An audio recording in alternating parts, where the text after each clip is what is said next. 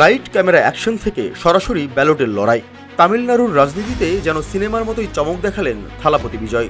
নিজের দল তামিলাগা ভেট্রি কাজগামের ব্যানারে প্রথমবার নির্বাচনে নেমেই দাপুটে জয়, আর তাতেই পাল্টে গেল তামিল রাজনীতির চেনা চিত্র।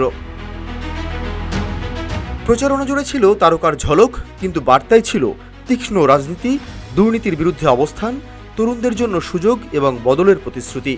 শক্ত প্রতিপক্ষ দাবেরি মুন্নেত্র কাজগাম ও অল ইন্ডিয়া আন্না দ্রাবিড় মুন্নেত্র কাজগামকে পেছনে ফেলে বিজয়ের এই জয় এখন পাওয়ার শিফটের ইঙ্গিত দিচ্ছে।